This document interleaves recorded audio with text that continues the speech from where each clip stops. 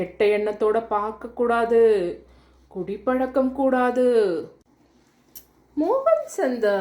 கரம்சந்த் காந்தி மகாத்மா, அவரை பற்றி தெரிஞ்சிருக்கோம் இல்லையா?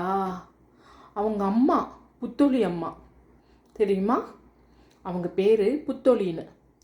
போர்பந்தரில் அவர் சின்ன வயசாக இருக்கிறப்போ அவர் ஸ்டேட்ஸ்லாம் போயிட்டு படிச்சுட்டு வந்தவர் இல்லையா? நம்ம பையன் கெட்டு போயிடக்கூடாதுன்னு அவங்க சில வார்த்தைகளை அவர் வளர்க்குறப்பவே சொல்லி சொல்லி வளர்த்தாங்க. பொம்பளை கெட்ட எண்ணத்தோட பார்க்கக்கூடாது, குடிப்பழக்கம் கூடாது, இல்லாத சகவாசம் கூடாது, இப்படியெல்லாம் புலால் உண்ணக்கூடாது, இப்படியெல்லாம் அந்த மாதிரி அவங்க சொல்லி சொல்லி வளர்க்குறாங்க அந்த நம்ம காந்தியை. மகாத்மா என்ன பண்ணார்? அந்த வீட்டில் போர்பந்தர் இல்லையா, அவங்க அம்மா இருக்கிற வரைக்கும் அவர் நல்லபடியாக இப்படியே வாழ்ந்தது பெருசு இல்லை. அவர் காலம் முழுக்கவும் இப்படியே தான் வாழ்ந்தார். வெளிநாட்டுக்கு போனாலும் அவங்க அம்மா சொல் தான் மந்திரம்.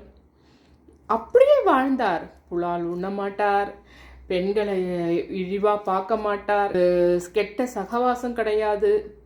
அந்த மாதிரி அவங்க அம்மா என்னென்ன சொன்னாங்களோ அதையெல்லாம் அவர் வாழ்க்கை முழுக்க ஃபாலோ பண்ணார். அவங்க இருந்தப்போ ஃபாலோ பண்ணது பெருசு இல்லை, அவங்க இல்லாதப்பவும் அவர் ஃபாலோ பண்ணார் இல்லைங்களா?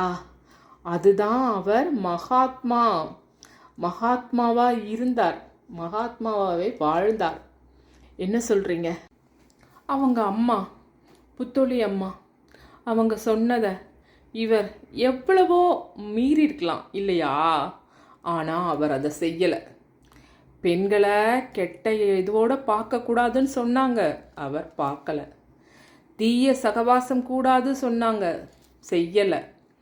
புலால் உண்ணக்கூடாதுன்னு சொன்னாங்க, அதையும் செய்யலை இல்லைங்களா? அந்த மாதிரியே வாழ்ந்து அவர் உயிர் விட்டார். அதனால தானே நம்ம மகாத்மான்னு பேசுகிறோம். அஹிம்சை அவர் காட்டிய இதுதான் அகிம்சை. நம்ம ஒருத்தன் கன்னத்தில் அடிக்கிறான், நம்ம அடிக்கிறோம், இல்லை அவன் சண்டை போடுறான், நம்ம சண்டை போடுறோம், அது வளர்ந்துக்கிட்டே தான் இருக்கும். அதே அவனுக்கான மன்னிப்பு கொடுத்து பாருங்களேன்.